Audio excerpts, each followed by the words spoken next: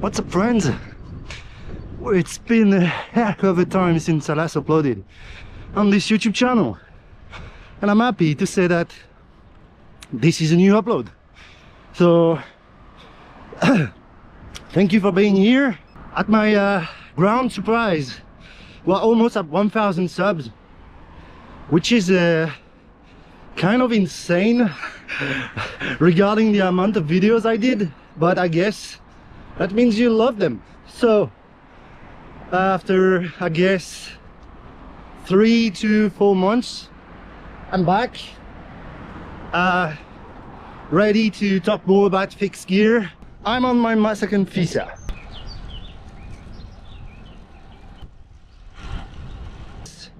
I will do a bit of a bike check again, because since the last time many things changed. It went more roady than fixie, I would say. I tried to find a topic for this video, and that wasn't, I mean, I want to talk a lot.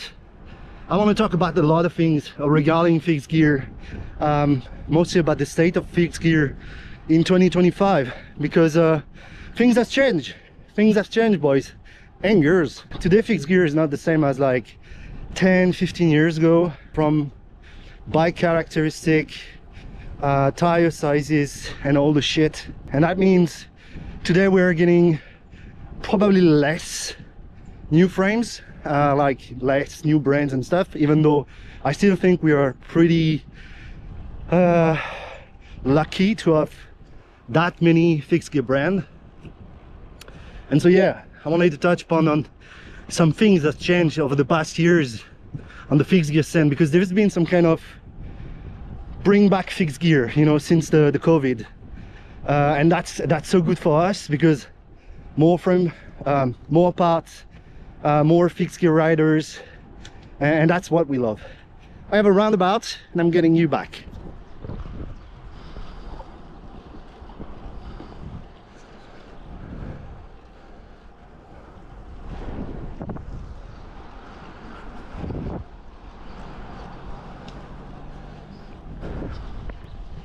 So yeah, we're there. We're going to ride. I'm going to, it's a chill coffee ride. I'm going to do the bike check a bit further. But yeah, let's have some fun.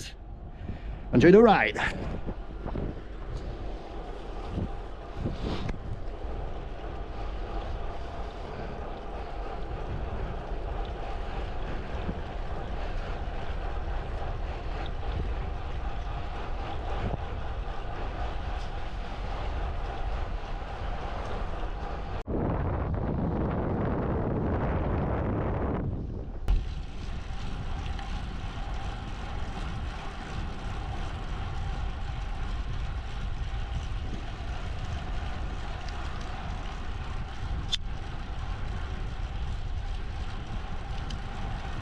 Sun is so good now.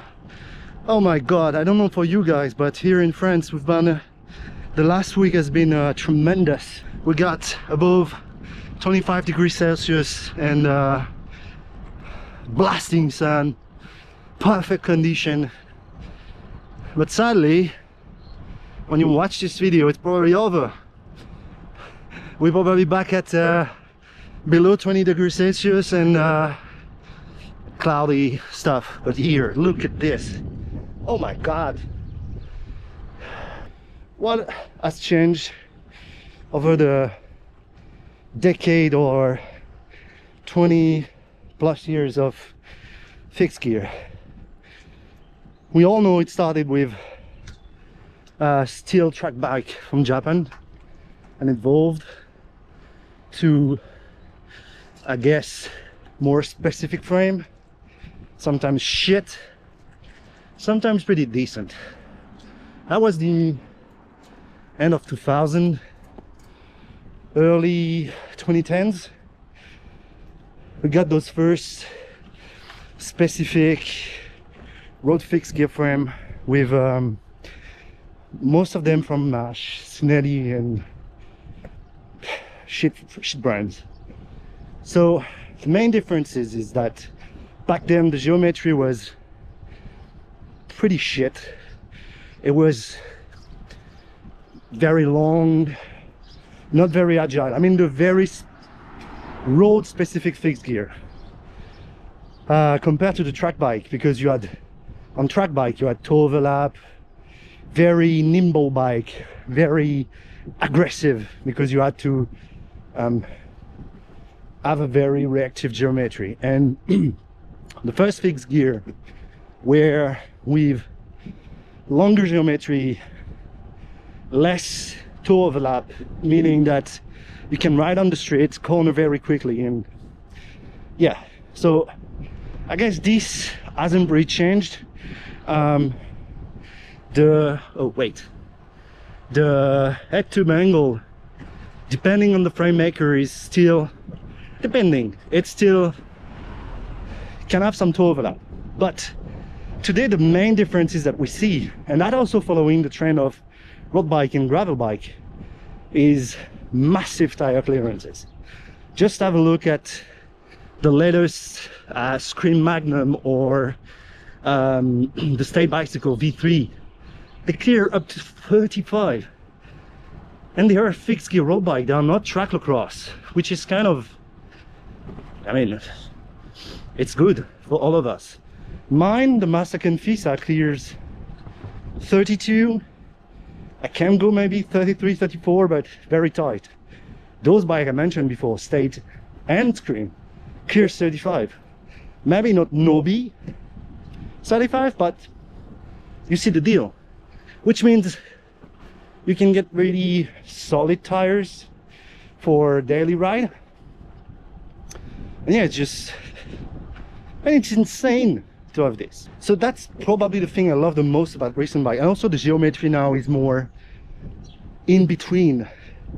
It's closer to crit road bike, and I think we all love that. So that makes the bike agile, aggressive, perfectly rideable on road, compared to those vintage track frame which were absolutely shit on road, very stiff and stuff. We also see more and more roadies. So maybe it's because I'm a roadie fixed gear rider, but I feel like it's a trend that we see more and more people getting different training thanks to fixed gear, like back in the days, like Eno and those crazy badasses during winter were training on fixed gears because it was specific training. Like we see people climbing the Ventoux on fixed gear. I wanted to do that, but I can't. That's the 2020 Fixie. It's like people trying ultra distances with fixed gear bike. And I think that's probably what I love the most about fixed gear bike, is that the base, the principle of it is stupid. Like, why you want to ride a single gear bike with no free wheel? I mean, that's stupid. But it's also, when you tried it, this is so good. Inside this, I would say, niche, you got other niches.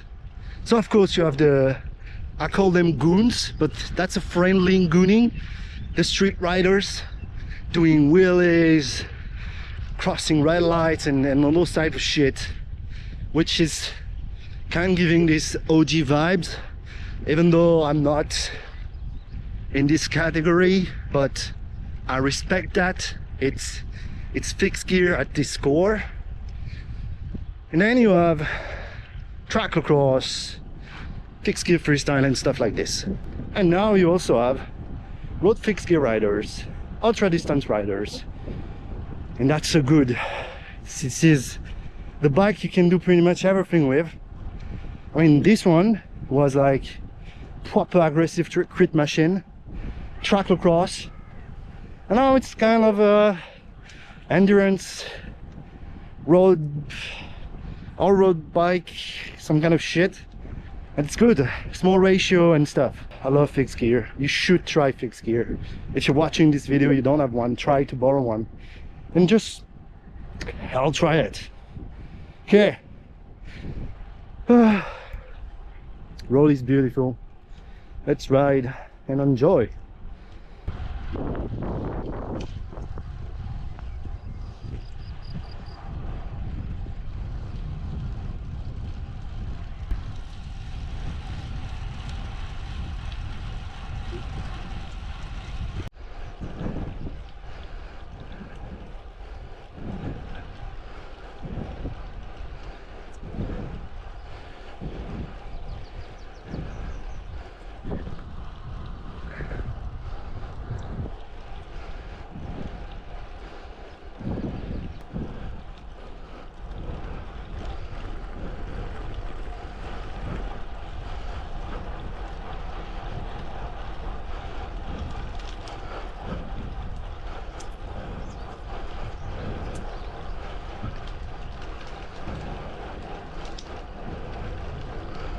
I love spinning ratio because you can really, I think, go everywhere. It's a bit tough on descent, but the rest of the time it's just about you finding the balance of cadencing yourself. And oh my god, man.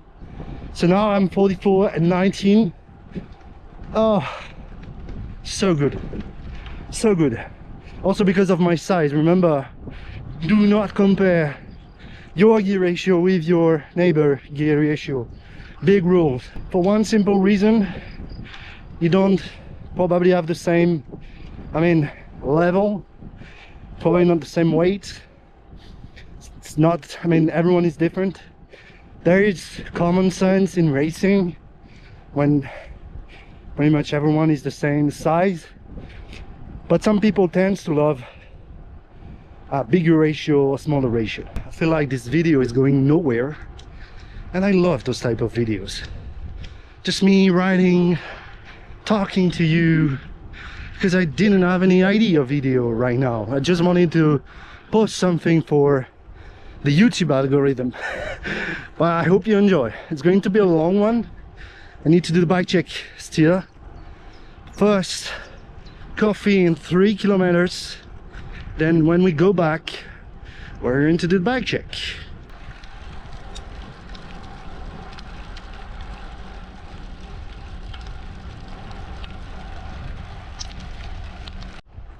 Look at that.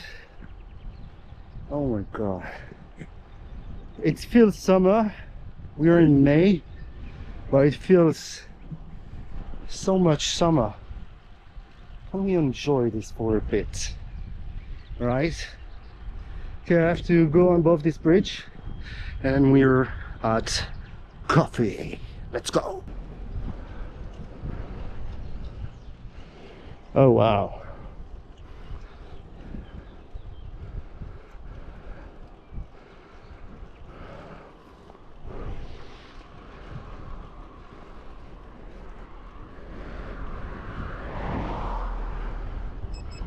Coffee done. Yeah, I haven't filmed much.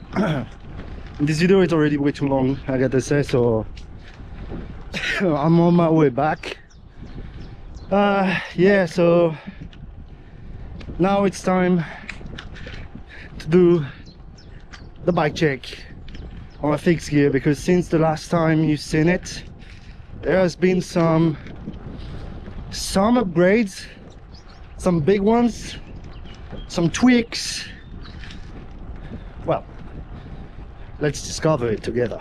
Boys and girls, let me show you the Massacan Fissa. So you already know pretty much everything about it. So it's a Massacan Fissa, French brand, made in Italy, detachai tubing, custom size, so it's perfectly fit for me. Custom color, so it's the yellow from their all-road bike, so the Raketa, and the rest, the logo and stuff, it's the Fissa purple, which I absolutely love.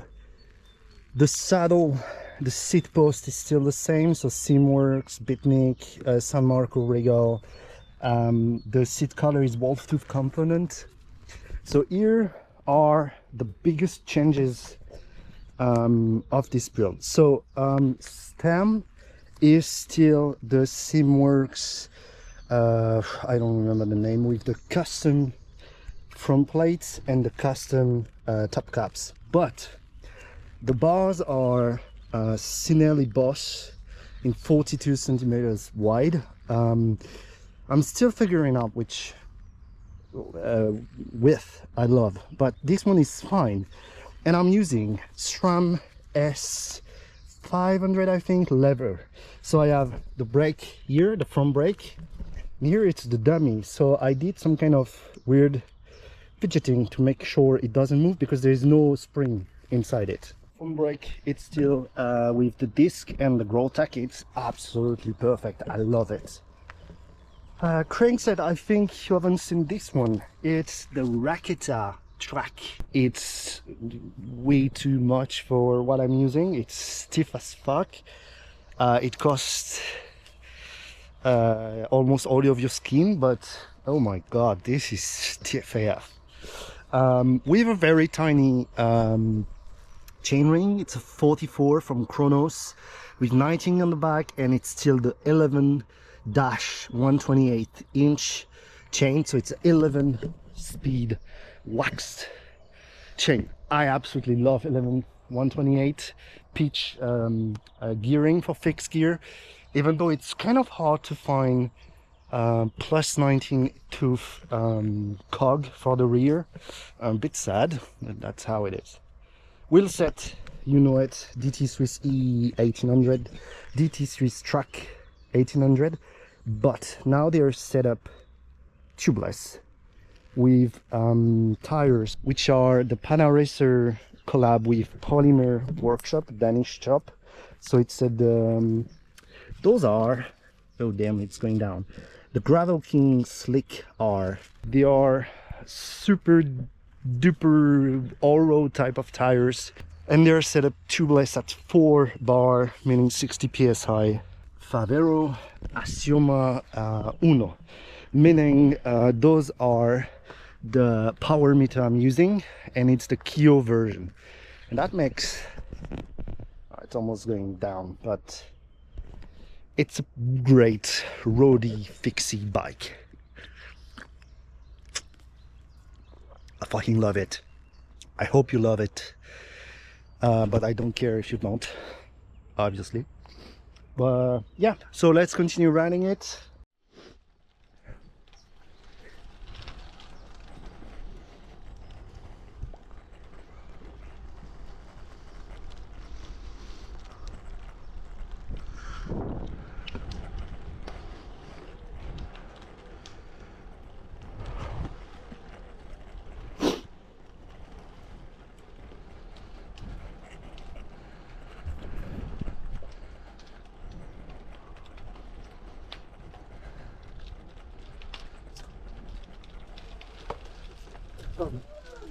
Attention, ouais. Attention.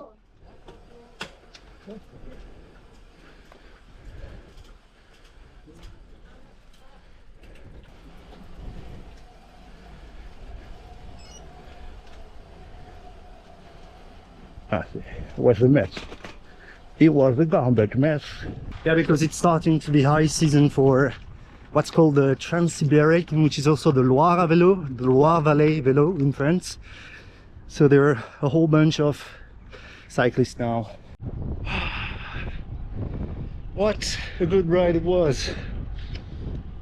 So, to answer your question that you don't care about, I don't know if I'm going to upload more regularly or not, but I'm still there, still alive. So yeah,